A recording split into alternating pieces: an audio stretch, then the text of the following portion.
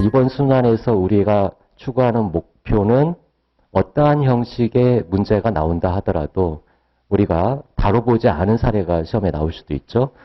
그렇다 하더라도 답안 작성을 반드시 해내야 됩니다. 그래서 계속해서 답안 작성과 관련된 그런 연습, 스킬을 익히는 게 이번 이순환의 목적이에요. 그러면 답안 작성을 어떻게 하느냐? 어떻게 하면 사례 답안에 좋은 점수를 받을 수 있느냐? 제가 오랫동안 생각을 하고 고민을 해보고 많은 답안을 본 결과 얻은 게 있어요. 딱 한 개만 기억하면 사례 답안에서 고득점할 수 있다. 우리가 사례를 풀 때 가장 문제점은 여러분이 충분히 공부를 했어요. 쓸 내용들이 여러분 머릿속에 차이가 있을 뿐이지 사례 답안에 쓸 내용으로는 충분하고도 넘칩니다. 단문이 어렵죠. 근데 우리 단문이 안 나오니까 사례에서 쓸 내용들은 여러분이 이미 많이 가지고 있어요. 그런데도 불구하고 사례를 써봐다 답안을 쓰라 하면 몇 줄 쓸 내용이 없죠. 어떤 쟁점에 대해서 가백의 손해배상 청구가 인정된다, 부정된다. 이유는 채무불이행 책임이 성립하니까 또는 채무자의 고의과실이 인정되니까 몇 가지밖에 없어요. 그게 답안에 전부 쓸 내용이란 말이에요. 결국 그러면 답안은 빈 공간이 많게 되고 채점자는 점수를 줄 수가 없습니다. 무조건 답안에는 글자를 많이 써야 돼요. 사례 답안에는. 그러면 어떠한 관념을 가지면 사례 답안에 글자를 많이 쓸 수 있느냐. 즉 사례 답안에서 고득점하는 방법은 뭐냐. 우리는 사례를 풀지만 현재 시험은 모든 시험 다 마찬가지예요. 변호사 시험도 마찬가지고 어떠한 아주 밑바닥에 있는 시험부터 저 위에 있는 시험까지 다 마찬가지예요. 사례 문제가 사실은 사례에 대한 어떤 그 풀이를 평가하는 데 목적이 있지 않아요. 이 사례 문제라고 생각하지 말고 우리는 단문을 쓴다. 이런 생각을 가지세요. 즉 사례에 대해서 묻는 것에 대해서 내가 답한다. 절대 그런 생각을 갖지 말고 사례에서 문제가 된 쟁점에 대해서 단문을 쓴다. 라고 생각하고 답안을 쓰기 바랍니다. 그러면 쓸 내용들이 많아져요. 관련된 내용들을 의의부터 요건, 관련 문제 넓게 굉장히 넓게 쓰게 되는 거예요. 생각나는 것들은 다 쓰는 겁니다. 그러면 답안이 풍부해지죠. 그리고 나서 사안포섭을 시키는 거죠. 사례 답안은 일반론을 먼저 써주고 그리고 사안포섭을 하죠. 이게 기본적인 각 쟁점별로의 사례 답안 형식이에요. 일반론을 쓰고 사안포섭. 근데 우리가 사례를 푼다라고 생각을 가지고 있으면 사안포섭에서 이미 머릿속에 결론이 있어요. 그럼 일반론도 이 관련된 내용만 몇 개 쓰고 바로 결론 적용해서 쓰기 때문에 답안이 부실해질 수밖에 없어요. 이렇게 쓰는 게 아니라 이 일반론을 단문이라고 생각하고 쭉 나열한 다음에 사안에서는 이게 문제니까 결론은 이렇다라고 쓰면 답안이 풍부해지죠. 반드시 단문을 쓴다라고 바꿔서 생각하시기 바랍니다. 실제 채점자는 내용이 많은 것에 점수를 줄 수밖에 없어요. 그러니까 단문을 쓴다. 그러면 어떤 A라는 쟁점이 문제가 될 때 단문을 쓰게 되면 하나, 둘, 셋, 넷, 다섯, 여섯, 7개. 자, 7개가 우리가 교과서상에서 논하는 A라는 쟁점과 관련된 단문에 쓸 내용이다. 그럼 7개를 다 쓰면 좋은데 우리는 시간도 한정되어 있고 그리고 답안지 분량도 한정되어 있어요. 선택할 수밖에 없죠. 지금 사례 쟁점은 A 쟁점 말고도 B 쟁점, C 쟁점 보통 서너 개가 쟁점으로 등장하는데 이걸 다 단문 쓰듯이 다 쓰면 여기 쓰다가 종쳐서 뒤에는 못 쓰게 될 수도 있죠. 결국에 핵심은 내가 단문을 쓴다라고 생각을 하는데 이걸 잘 조절을 해서 이쪽이 사안과의 관련성이 높은 거고 사안과의 관련성이 높은 쟁점이고 이건 약해요. 이건 높고 이건 약하다. 그러면 이게 이 경계가 이쪽으로 올 수도 있고 이쪽으로 갈 수도 있고 경계를 잘 가성비를 생각을 해서 경계를 잘 조절해 가지고 균형 있게 A 쟁점, B 쟁점, C 쟁점 쓸 수 있게 그건 여러분이 판단하기 나름이에요. 그래서 딱 사례를 봤을 때, 쟁점 3개가 생각이 나고 관련된 내용들 쓸 수 있으면 적당히 조절해가지고 쓰면 되고, 근데 C쟁점인데 전혀 아는 바가 없다. 내가 A쟁점과 B쟁점밖에 모르겠다. 그러면 이것을 좀 더 늘렸어야 되겠죠. 어쨌든 이건 안 쓸 거니까, 내가 못 쓰는 거니까 나머지 아는 것이라도 좀 더 풍부하게 써야 되겠죠. 자기 수준에 맞춰서 단문을 쓰듯이 써내려 간다. 그래서 일단은 사례를 보게 되면 내가 쓸 단문의 내용들, 그러니까 일반론을 많이 알고 있어야 돼요. 미리 준비를 하는 겁니다. 미리 일반론을 준비했다가 써내려 가는데, 이런 것들이 총알이 되는 거예요. 내가 단문에 쓸 내용들처럼 가지고 있는 총알들. 그러면 이제 이 총알이 각각의 점수 포인트가 되는데, 이것을 목차를 잡아서 엮어야 되잖아요. 답안에는 거기에 이제 목차를 잡아야 되는데, 목차를 어떻게 잡느냐. 첫 번째, 단문처럼 생각하고 관련된 총알들을 다 쓰는 거예요. 쓰는데, 이게 이제 총알을 준비한 거죠. 머릿속에 끄집어낸 거예요. 여러분은 슈퍼컴퓨터보다 빨라요. 어떤 쟁점을 보고서 바로 답이 갑에게 권리가 있다 없다라는 판단이 머릿속에 AI, 구글의 슈퍼컴퓨터보다 훨씬 빠른 속도로 결론이 나와 있어요. 근데 이 모든 걸 다 사고 과정을 거쳤는데 여러분이 캐치를 못하는 거죠. 자동적으로 순식간에 단계를 밟아가지고 결론이 나와 있는데 그게 너무 빠른 속도로 지나가 버리기 때문에 뭐가 중요하고 내가 어떤 사고 단계를 거쳐서 결론을 얻었는지 본인이 인식을 하지 못해요. 그렇기 때문에 이것들을 잘 엮어서 빠뜨리지 않고 순식간에 지나간 것들을 빠뜨리지 않고 답안에 써야 됩니다. 답안에 안 쓰면 채점자는 모르는 걸로 간주를 해요. 여러분은 당연히 알고 전제한 상태에서 답안을 썼는데 그걸 답안에 안 쓰면 얘가 중간 과정을 빠뜨렸네. 점수 없어. 이렇게 돼버려요. 이미 알고 있어도 답안에 써야 됩니다. 그러니까 상세하게 그 사고 과정을 빠뜨리지 않고 써야 되는데 그러려면 목차가 중요한 거죠. 어떻게 목차를 뽑아서 순서대로 할 것이냐. 예컨대 인터넷 게임을 한다고 생각해 보세요. 인터넷 슈팅 게임을 한다. 내가 어떤 무기를 가지고 적의 고지를 가서 점령해서 목표를 달성한다라는 게임에 그게 이제 승리하는 요소가 된다라고 할 때 내가 가진 무기가 대포알도 있고 M16 기관총 소총도 있고 기관총도 있고 권총도 있다. 자, 이것들이 다 관련된 무기들이고 그거에 맞는 총알들이 다르겠죠. 대포알은 클 것이고 소총은 조금 더 크고 조금 작고 권총은 아주 작을 거죠. 총알이. 그러면 이 권총 총알을 대포에다가 연결시키면 안 되겠죠. 이걸 어떻게든 자기한테 맞는 그 위치에 단계별로 맞는 것으로 구성을 해야 될 겁니다. 예컨대 지금 적의 고지를 갈 때 먼저 대포를 쏴서 적들을 초토화시킨 다음에 기관총 갖고 들고 가면서 쏘고 마지막에는 가서 권총으로 쏘거나 육탄전을 해서 목표를 달성해야지 처음에 권총을 쏴봐야 아무 의미가 없잖아요. 그 단계별로 순서가 있다는 얘기예요. 이것들이 승리를 하기 위한, 즉 점수를 받기 위한 필수적인 요소인데 이걸 잘 엮어야 된다는 얘기예요.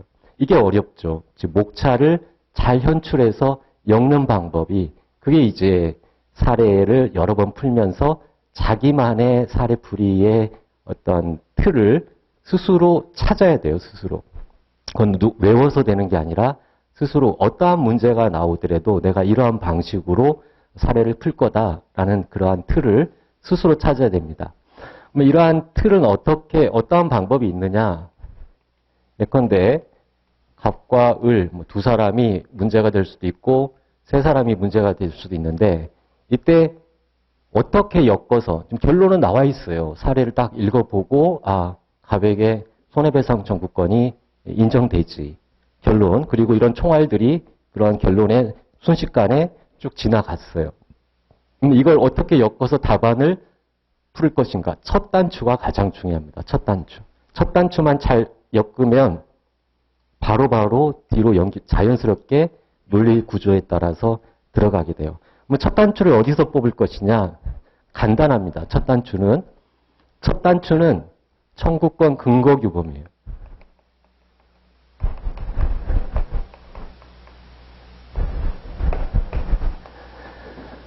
문제가 어떠한 식으로 나오든, 즉 갑을병의 법률 관계는 어떻게 되느냐, 또는 갑이 저 계약을 취소할 수 있느냐, 또는 갑에게 과실이 있느냐, 어떠한 식으로 문제를 물어보든지 간에 그건 다 똑같아요. 푸는 순서, 답안을 작성하는 순서는 물어보는 형식이 중요한 게 아니고, 물어보는 형식은 힌트를 얼마만큼 주느냐 차이이지 답안의 서술 순서는 똑같다는 얘기예요. 묻지도 따지지도 말고 이러한 등장인물이 여러 명이 있든 뭐 2명 있든 3명 있든 간에 누가 먼저 움직일 것인가를 찾아요. 먼저 움직이는 사람을 찾는 겁니다. 먼저 변호사 사무실에 가고 어디 쫓아가고 소송을 제기하고 할 사람을 찾는 거예요. 저는 그걸 그냥 쉬운 말로 억울한 사람을 찾는 거예요. 이 상태 가만히는 못 참겠다라는 사람. 뭔가 내가 해봐야 되겠다. 아쉬운 놈이 움직이겠죠. 이 사안에서 가장 아쉬운 놈, 그걸 찾는 거예요. 그건 누구나 찾을 수 있어요. 공부가 그러면 1차를 통과해 왔고 뭐 2차 사례 공부를 안 했다 하더라도 법을 어느 정도 공부하면 여기서 누가 움직이겠구나라는 사람을 찾습니다. 그러니까 억울한 자를 찾아요. 억울한 자. 억울한 자가 갑이다. 내가 찾았다. 그러면 갑이 억울합니다. 이렇게 하면 안 되겠죠. 갑이 왜 억울한지 자신의 권리에 근거가 있을 거 아니에요. 권리의 근거를 찾는 게. 그 권리 근거가 청구권 근거 규범이에요. 이 사람은 법적인 권리를 주장한다면 법적인 권리자가 의무자, 또 특정한 사람을 상대로 해서 너한테 뭔 청구하는 거잖아요. 그래서 억울한 자를 찾으면 자연스럽게 그 억울한 자가 주장하는 청구권의 근거 규범이 찾아지게 돼요. 이 청구권 근거 규범은 둘 중에 하나입니다. 내가 이런 계약을 맺었는데 제가 채무불이행하고 있다. 계약이거나 아니면 법률 규정이죠. 법정채권, 사무관리, 부당이득, 불법행위. 부당이득이다, 불법행위다. 이게 근거규범이에요. 내가 계약을 했는데 제가 계약을 이행하지 않습니다. 그래서 억울한 자가 계약상 권리를 주장하거나 또는 부당이득, 불법행위를 주장하거나 가장 기본이에요. 사무관리는 거의 문제가 되지 않는다라고 할 때 부당이득, 불법행위 또는 계약이에요. 당연히 찾을 수 있죠. 쉬워요. 그다음에 계약을 주장한다면 이 계약에 기한 계약이 성립했으면 효력을 발생하고 그리고 내가 계약을 체결했습니다. 매매계약을 체결하고 매매대금도 지급했는데 소유권을 이전하지 않아요. 라고 해서 청구하고 들어오는 거죠. 간단하게는 이걸로 끝났지만 대부분 사례는 이거 하나로 끝나지 않죠. 그러면 상대방이 거기에 대해서 항변을 해요. 효력 발생을 저지시키거나 제한 능력자로 법률행위가 취소됐다. 또는 동시에 항변권이 있다. 라고 해서 그 성립된 효력을 저지하는 즉 갑에게 청구권 공격 규범을 찾아서 공격을 하게 되면 이제 바튼이 상대방으로 넘어가요. 상대방은 거기에 대한 항변. 답안 순서는 이렇게 돼요. 가장 억울한 자를 찾아서 청구권 근거 규범으로 써주고 거기에 대해서 대응할 수 있는 상대방의 항변, 재항변, 제재항변 이런 순서로 이루어지게 돼요. 뭐 이러한 항변, 재항변이라고 해서 항변 사유와 주장 사유, 항변 사유 이런 것들을 암시할 필요는 없어요. 우리 민법에서는 논리적 순서만 갖추면 됩니다. 그러니까 이건 자연스럽게 공부가 어느 정도만 돼 있어도 자연스럽게 나와요. 그러면 이러한 흐름에 따라 이런 주장의 흐름에 따라 목차를 구성해서 써주면 돼요. 첫 단추 아주 쉽죠. 가장 억울한 자가 주장하는 대부분은 계약이겠죠. 이런 계약을 맺었는데 계약의 효력상 뭘 주장한다. 거기에 대해 항변한다. 그 목차로 차례대로 써나가면 됩니다. 그 쟁점별로. 그러면 끝나요. 근데 구체적으로 이게 큰 틀에서의 사례를 푸는 그 첫 단추이고 구체적으로 답안은 어떻게 쓰느냐. 저런 첫 단추에서 청구권 근거 규범을 찾으면 요건이 있겠죠. 청구권 근거, 권리의 요건. 반드시 권리를 주장할 것이고 권리 발생의 법률 요건. 법률 요건으로 일반론 써주고 사안포섭 써주는 거예요. 이 일반론은 의, 요건, 효과. 주로 사례는 의와 요건 중심으로 해서 쓰죠. 그래서 일반론을 잔뜩 써줘요. 관련된 부분을. 가성비 있게 집중, 선택과 집중을 해서 내가 할 수 있는 범위 내에서 써줍니다. 근데 문제는 이게 요건이 4개다. 요건 4개. 근데 사례는 이 요건 4개 중에, 자, 요건을 쓰는 건 내가 암기를 하면 되지만, 암기를 안 해도 대부분 법조문에 있어요, 법조문. 그러니까 요건을 내가 암기 못했다. 채권자 대의권에, 지금 대의권이 문제가 되고 있는데, 채권자 대의권의 요건을 두 문자를 따거나 해서 암기를 못했다. 그렇다고 해서 포기할 필요는 없어요. 조문을 찾으면 돼요. 조문을 찾아요. 관련된 조문을. 법조문은 더 주어지니까. 법조문에 404조 채권자 대의권 찾아요. 찾아서 쓰면 돼요. 쓰다가 보면 요건이 이게 4개가 되면 쓰다가 이 요건과 관련돼서는 판례가 있었다. 단문에 판례 반드시 써줘야 되겠죠. 그러면 생각나는 것들 써줘요. 요건으로. 쭉 써주면 돼. 조문을 자기가 미리 암기를 하지 않았어도 또 더 중요한 건 자기가 요건을 암기했어도 그냥 암기한 대로 쓰기보다는 반드시 관련된 법조문을 찾아보는 게 중요합니다. 자기가 놓치는 것들이 있어요. 법조문엔 당연히 나와 있는 요건인데 그냥 자기 머리만 믿고 쓰다가 남들 다 쓸 수 있는 필수적인 것을 놓칠 수가 있으니까 반드시 법조문을 찾고 법조문에 읽으면서 읽다 보면 관련된 판례도 생각이 나고 생각나는 대로 다 써주는 겁니다. 많이 쓸수록 점수를 많이 준다겠죠. 그래서 요건을 쓰고 일반 요건을 쓰고 바로 사안포섭하고 이렇게 쓰면 이제 가장 간단한 건데 실제 사례는 쟁점이 여러 개로 나올 수 있죠. 그랬을 때 자, 일반 요건 채권자 대의권이 문제가 됐다. 404조 요건 썼다. 그랬는데 자, 이 세 번째 요건과 관련돼서는 다시 또 뭐가 문제가 된다. 피보전 채권과 피대의 채권 사이에 채권 보존의 필요성이 있어야 된다. 그러니까 채권 보존의 필요성이 문제된다고 합시다. 근데 당해 사안은 채권 보존의 필요성과 관련된 사례다. 쟁점이. 그러면 목차를 이렇게 일반 요건 여기다 써준 다음에 이 스킬인데 이 부분을 특수 요건으로 다시 뽑아서 목차를 현출하는 거예요. 일반 요건, 채권자 대의권의 요건은 이러한 게 있다. 근데 당해 사안에서는 이 채권 보존의 필요성과 관련돼서 좀 더 논의할 필요가 있다. 그래서 목차 여기다가 채권 보존의 필요성의 의미. 그러면 일반 요건 이외에 특수 요건 1이죠. 특수 요건 1. 목차가 현출이 되는 거예요. 목차. 그리고 이 채권 보존의 필요성은 금전 채권이 피보전 채권이 금전 채권인지 특정 채권인지에 따라 무자력 여부가 달라지고 금전 채권이라 하더라도 무자력을 원칙적으로 요구하는데 예외적으로 요구하지 않는 경우들이 뭐가 있다. 일반으로 이렇게 써주죠. 풍부해져요. 그리고는 사안포섭.